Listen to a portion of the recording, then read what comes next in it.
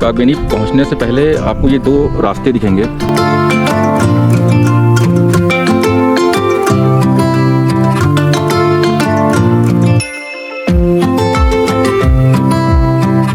इधर से ही जाना।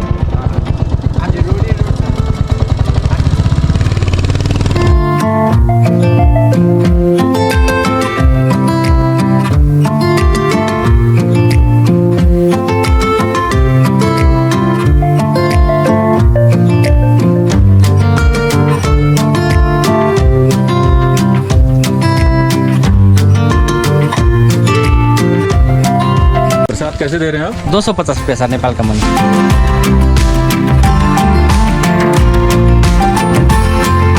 थोड़ा शालिग्राम के बारे में बताएंगे। शालिग्राम में विष्णु भगवान का अवतार माना जाता है। ये क्या बना रहे हैं आप? ये हम चीज़ बना रहे हैं। इस समय हम विलेज के ऊपर एक मॉनेस्ट्री है, वहाँ पे आए हुए हैं ताकि विलेज का लुक बिल्कुल क्लियर दिखाई दे।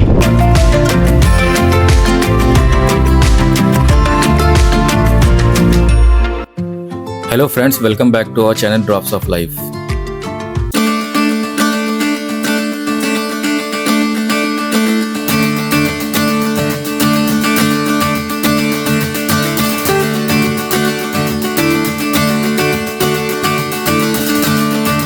इन सुंदर नज़ारों के साथ हमारी मॉर्निंग हुई है। अभी सुबह के 8:20 हो रहे हैं और हम लोग प्लान कर रहे हैं मुक्तिनाथ मंदिर की तरफ जाने के लिए, जो कि यहाँ से जॉमसन से 23 किलोमीटर्स पे है। और बहुत ही सुंदर नज़ारा है। आप देख सकते हैं कि जो हमारा होटल है वहाँ से जॉमसन एयरपोर्ट जस्ट बराबर में है। यहाँ से नीलगिरी पर्वत का टॉप भी बहुत ही करीब दिखाई दे रहा है, और बादल होने की वजह से हम आपको क्लियर व्यू नहीं दिखा पा रहे हैं। दोपहर तक अगर बादल क्लियर होते हैं तो हम आपको ज़रूर दिखाएंगे।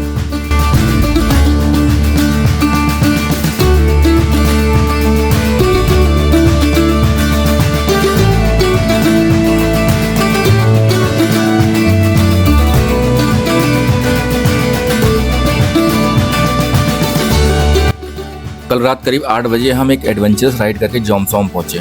इस अमेजिंग जर्नी की पूरी वीडियो हमारे चैनल पर अपलोडेड है। अगर आप ये वीडियो देख रहे हैं तो पोखरा से जोमसोम तक की हमारी जर्नी जरूर देखें। यकीन मानिए ये सफ़र आपको भी एक्साइटेड कर देगा।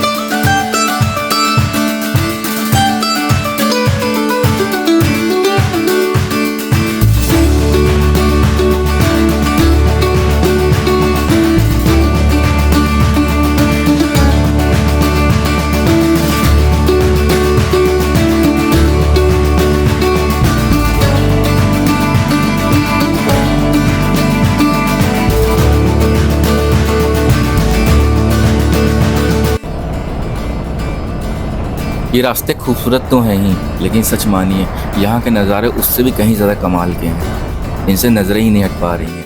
यहाँ की हवा इतनी ठंडी और फ्रेश है जो हमारी थकान को एकदम से गायब कर दे रही है। जिस सुकून और फीलिंग को हम यहाँ महसूस कर पा रहे हैं, अगर आप भी इसे फील करना चाहते हैं तो यकीन मानिए आपको यहाँ एक बार तो ज़रूर आना चाहिए।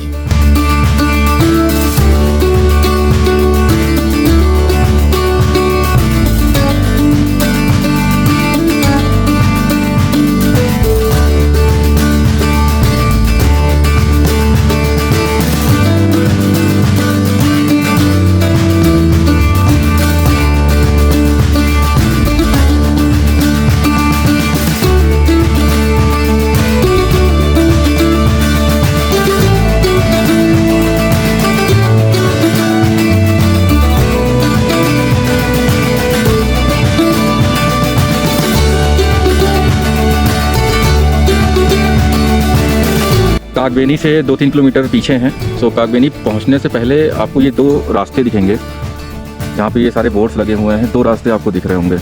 इन दो रास्तों पे बहुत ही देख के जाना है, क्योंकि इमीडिएट कट है, तो बोर्ड्स को देखते हुए आपको जाना पड़ेगा। बोर्ड्स के अकॉर्डिंग हमें राइट में जाना है मुक्तिनाथ के लिए, लेफ्ट में कागबेनी चला गया है।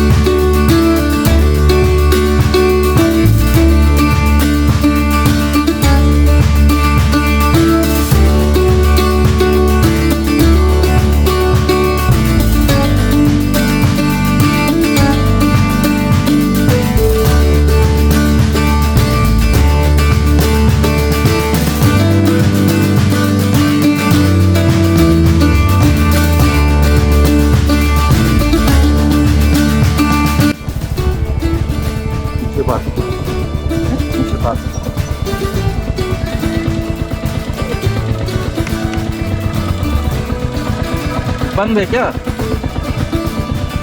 मंदिर के लिए?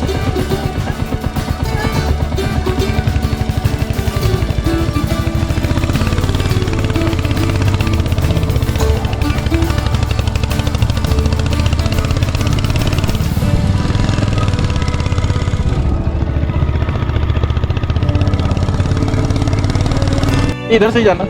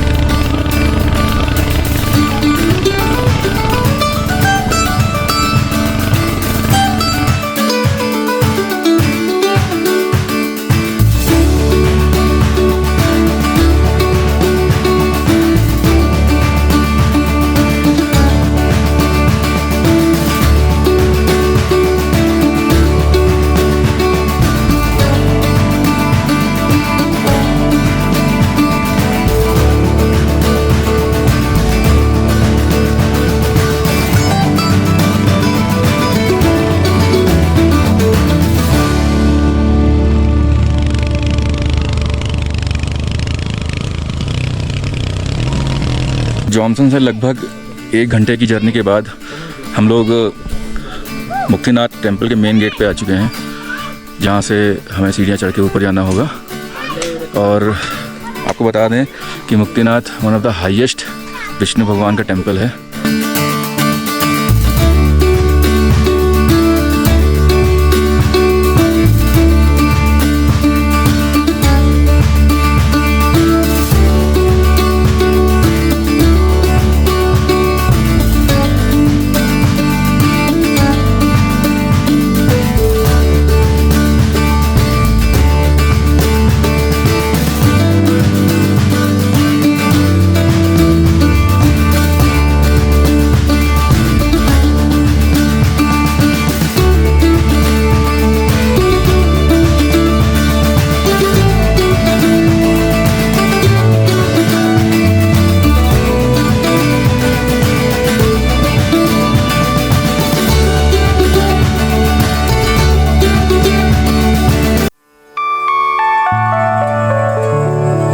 कहा जाता है कि मुक्तिनाथ धाम केवल एक मंदिर नहीं बल्कि यह आस्था और आध्यात्मिक शांति का अद्भुत संगम है। इसे मोक्ष धाम भी कहा जाता है। मुक्तिनाथ मंदिर का उल्लेख प्राचीन महापुराणों और विष्णु पुराण में भी मिलता है। मुक्तिनाथ भगवान विष्णु का एक रूप माने जाते हैं। यहाँ भगवान विष्णु की मूर्ति को शालिग्राम शिला के रूप में भी पूजा जाता है। यह मंदिर 108 जलधाराओं के लिए प्रसिद्ध है, जो मंदिर के पीछे की दीवार से निकलती हैं। श्रद्धालु इन 108 धाराओं में स्नान कर पापों से मुक्त होने की कामना करते हैं। ये मंदिर हिंदू और बौद्ध दोनों ही धर्मों के लिए एक पवित्र तीर्थ स्थान है। यहाँ आने वाले श्रद्धालु मानते हैं कि यहाँ दर्शन और स्नान करने से मोक्ष यानी मुक्ति की प्राप्ति होती है। ये कथा मुक्तिनाथ मंदिर और भगवान विष्णु से जुड़ी सबसे प्रसिद्ध कथा है, जिसे लोग शालिग्राम और तुलसी विवाह की परंपरा से भी जोड़ते हैं। वृंदा एक बहुत ही पतिव्रता स्त्री थी और असुरराज जलंधर की पत्नी थी। वृंदा के सतीत्व बल के कारण ही जलंधर अपराजय हो गया था। यहाँ तक कि देवता भी उसे परास्त नहीं कर पा रहे थे। फिर देवताओं ने भगवान विष्णु के पास जाकर भगवान से प्रार्थना की कि वह जलंधर को रोकने का कोई उपाय निकाले। भगवान विष्णु ने एक योजना बनाई। उन्होंने जलंधर का रूप धारण कर वृंदा के सामने उपस्थित होकर उनका सतीत्व भंग कर दिया। वृंदा को जब सत्य ज्ञात हुआ तो वह बहुत क्रोधित और दुखी हुई। क्रोधित होकर वृंदा ने भगवान विष्णु को श्राप दिया कि जिस प्रकार आपने छल से मेरा पतिव्रत तोड़ा है, उसी प्रकार आप शिला बनकर रहेंगे। यही कारण है कि भगवान विष्णु शालिग्राम शिला के रूप में प्रकट हुए। यह शालिग्राम शिला केवल गंडकी नदी नेपाल में पाई जाती है और इन्हें भगवान विष्णु का ही रूप माना जाता है। श्राप देने के बाद वृंदा ने अपने प्राण का त्याग कर दिया। भगवान विष्णु ने उन्हें आशीर्वाद दिया और वृंदा को तुलसी देवी का रूप प्राप्त हुआ। कहते हैं कि वृंदा के श्राप से शिला रूप में बंधे भगवान विष्णु को यही मुक्तिनाथ धाम में ही मुक्ति मिली। यहाँ शालिग्राम शिलाओं की पूजा होती है और तुलसी विवाह की परंपरा भी यहीं से प्रचलित हुई। इसलिए इस धाम को मोक्ष धाम कहा जाता है।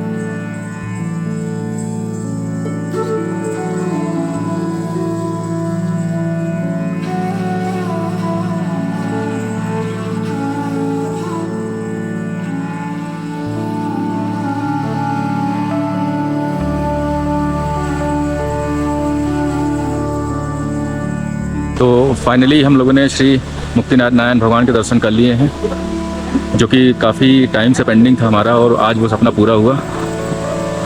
क्राउड की बात करें तो बहुत ज़्यादा क्राउड नहीं है। क्राउड ना होने की वजह से हमने बहुत इत्मीनान से, बहुत अच्छे से दर्शन किया। और अब यहाँ से हम निकलेंगे मारफा विलेज के लिए। मारफा विलेज के बारे में बहुत कुछ सुन रखा है कि बहुत ही सुंदर गांव है, वहाँ पे एप्पल के ऑर्चिड्स वगैरह हैं। तो चलते हैं और एक्सप्लोर करते हैं।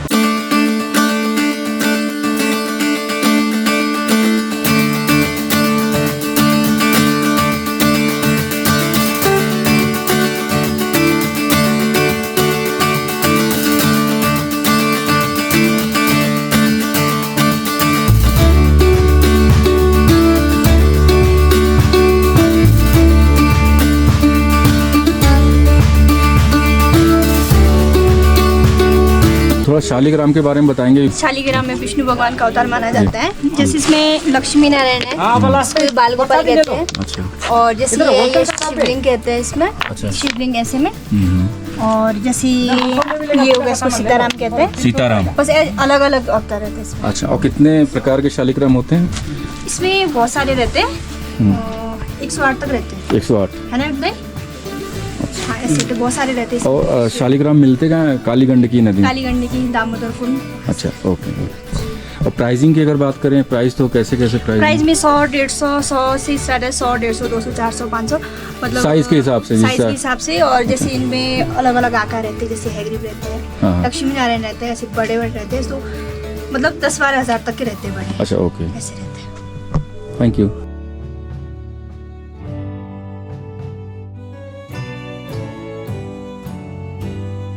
सुबह हम लोग 8:30 बजे करीब निकल लिए थे चाय पी के जॉनसन में। अभी दर्शन करने के बाद टाइम हो रहा है 12:20। भूख बहुत ज़ोरों से लगी थी, तो मुक्तिनाथ टेम्पल के पास ही रेस्टोरेंट है, वहाँ पे हमने आलू के पराठे ऑर्डर किए हैं और इसको खाएंगे। ये क्या बना रहे हैं आप?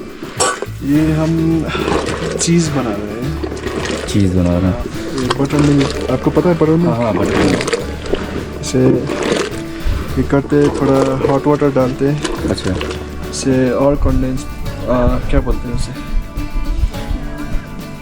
बाक्लोला क्या, डेंस। अच्छा, डेंस।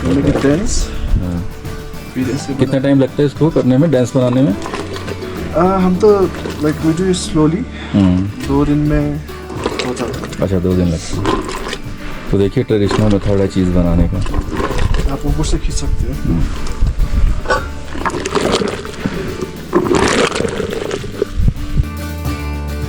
मुक्तिनाथ पहुंचकर अगर आपको पैदल जाने में परेशानी हो तो आपको यहाँ खच्चर और पालकी का भी ऑप्शन ईजिली मिल जाएगा। अगर आप मुक्तिनाथ आना चाहते हैं तो आपको पोखरा से प्राइवेट टैक्सी, शेयरिंग टैक्सी और बस का ऑप्शन भी ईजिली मिल जाता है। और अगर आपका बजट अलाउ करे तो आप यहाँ हेलीकॉप्टर से भी ईजिली पहुँच सकते हैं।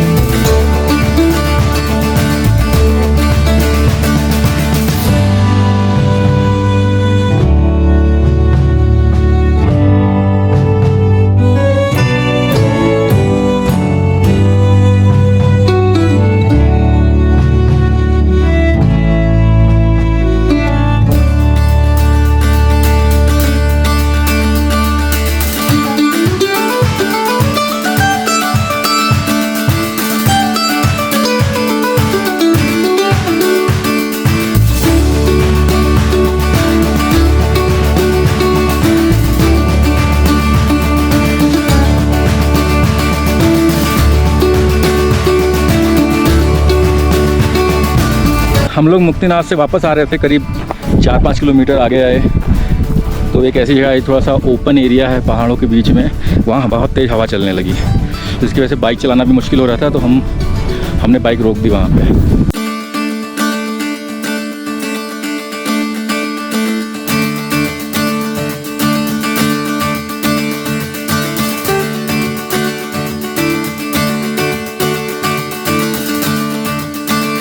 मारफा विलेज, जो कि जैसा कि सुनने में आया था कि बहुत ही खूबसूरत विलेज है।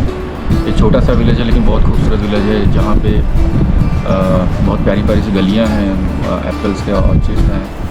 सो एक छोटा सा टूर कराते हैं आपको।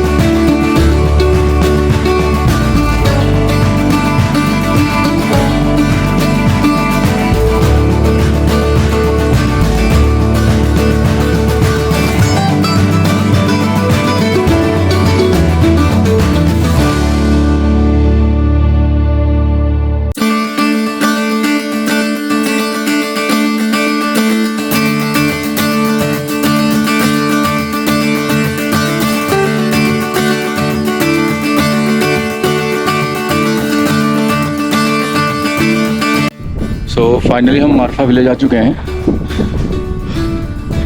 विलेज काफ़ी सुंदर तरीके से बनाया गया है। लोगों ने अपना घर बहुत अच्छे से डेकोरेट कर रखा है। और इस समय हम विलेज के ऊपर एक मोनेस्ट्री है, वहाँ पे आए हुए हैं ताकि विलेज का लुक बिल्कुल क्लियर दिखाई दे। तो मैं आपको यहाँ से विलेज का एक व्यू दिखाता हूँ।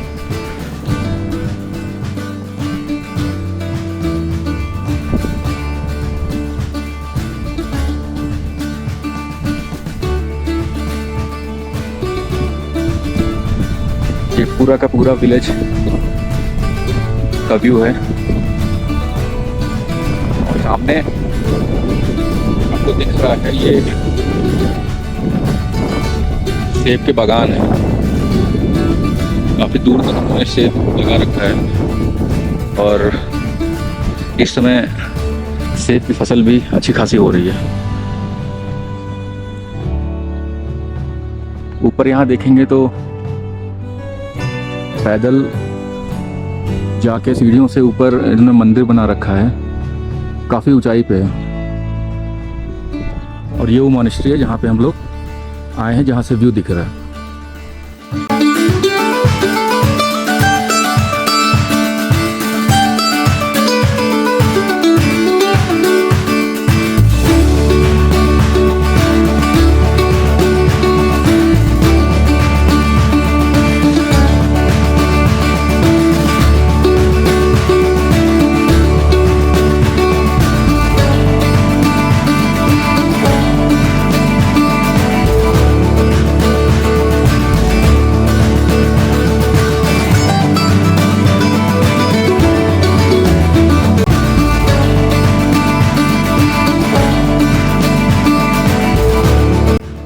अगर आपको ये वीडियो किसी भी रीजन से अच्छा लगा हो तो प्लीज़ आप हमारे चैनल ड्रॉप्स ऑफ लाइफ को लाइक, शेयर और सब्सक्राइब जरूर करें।